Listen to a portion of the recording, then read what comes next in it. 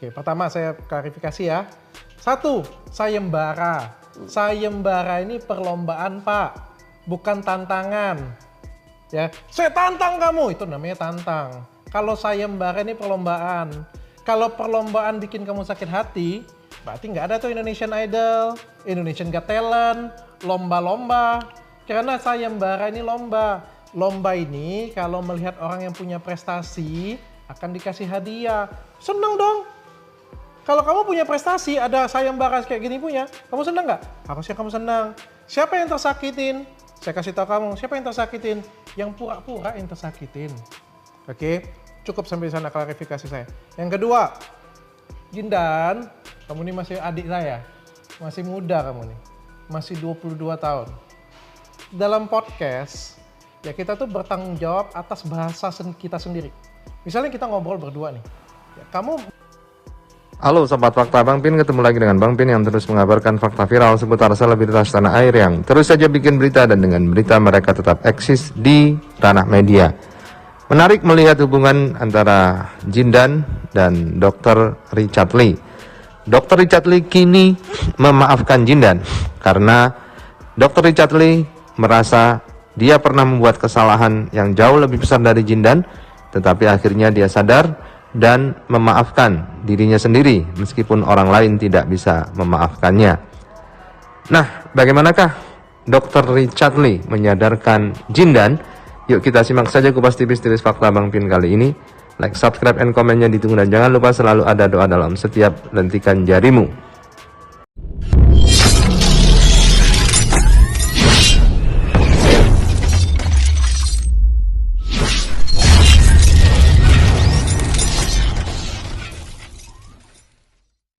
Aku pengen konfirmasi nih. Oke. Supaya kamu juga nggak rasa bersalah kan? Iya. Pengen jadi orang ini kan? Pengen memperbaiki kesalahan kan? Karena kayak gini, Jindan, saya kasih tahu kamu. Gak apa-apa, aku tuh seneng. Aku tuh sebenarnya nggak mau datengin Jindan lagi sebenarnya. Tapi aku ngelihat Jindan ini sebenarnya orang baik. Jujur ya, aku ngomong ya dengan kalian semua ya. Aku ngerasa ngelihat Jindan ini anak baik yang sebenarnya kecuci otak ya. Ini menurutku ya. Ini menurutku dia ini anak baik, polos dan lucu sebenarnya. Dengan segala karakter dia ya. Kalau buat salah itu nggak jadi masalah Jindan. Ya, aku pun juga tadi kan aku sudah cerita kan sebelum dari sini kan. Aku pernah buat kesalahan yang jauh lebih besar daripada kamu Jindan. Jauh lebih besar daripada kamu. Tapi yang paling penting dari buat kesalahan itu adalah kamu memaafkan diri kamu sendiri dan memperbaiki kesalahan kita. Kita nggak usah peduli orang lain memaafkan kita atau enggak. Banyak yang di luar sana belum tentu dia memaafkan kamu.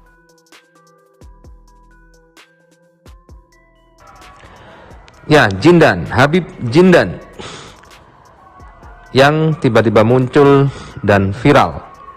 Pemuda dengan usia yang masih muda memang 22 tahun tetapi sudah berkeluarga dan merupakan tulang punggung dari keluarga.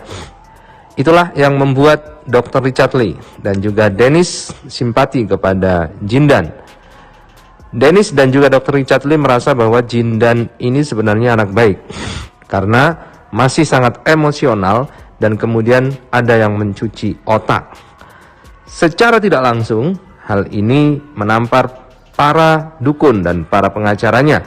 Dan juga tentunya apakah ini juga Haji Ridwan.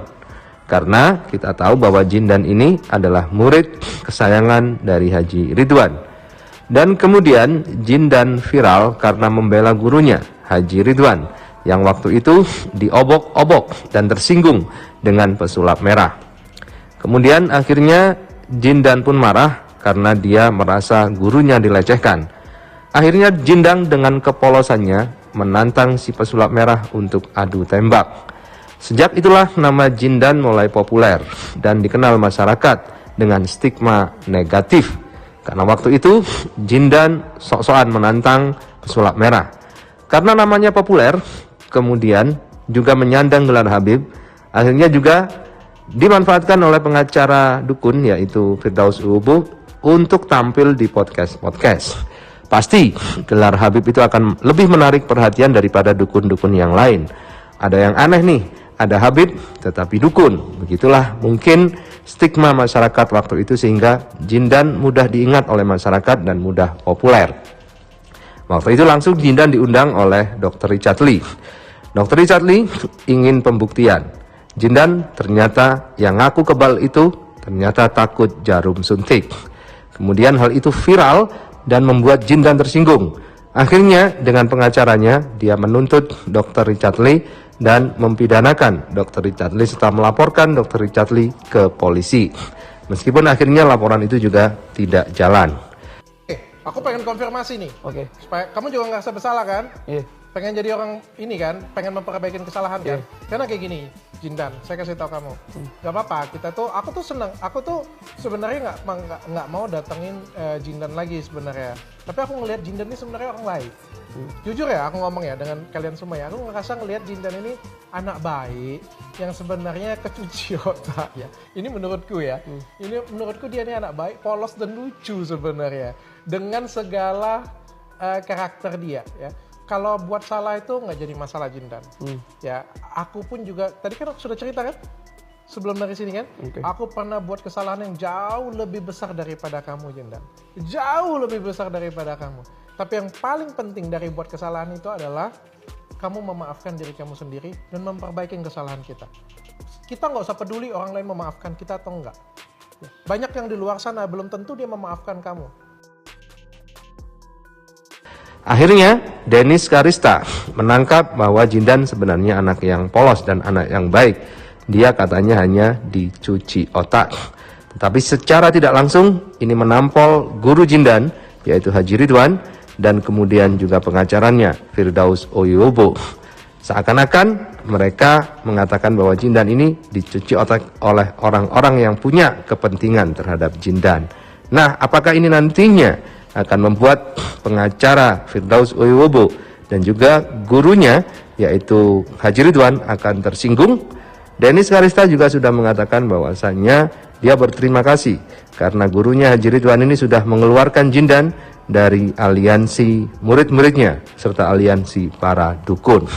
Meskipun Jindan awalnya ditegur oleh para habaib dan juga para ustadz, kini akhirnya nampaknya Jindan sadar tetapi masuk ke dunia entertainment dengan disupport oleh Dr. Richard dan juga Dennis Karista. Nampaknya ini akan terus berlanjut, simbiosis mutualisme, saling menguntungkan. Orang yang populer akan dipanjati oleh orang yang juga ingin populer, sehingga sama-sama menguntungkan. Sehingga podcast Dr. Richard pun juga banyak viewernya.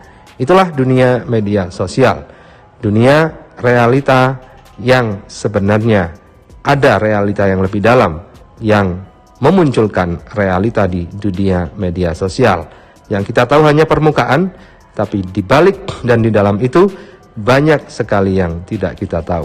Jadi nikmati saja permainannya. Aku pengen konfirmasi nih. Oke. Supaya kamu juga nggak serba salah kan? Iya.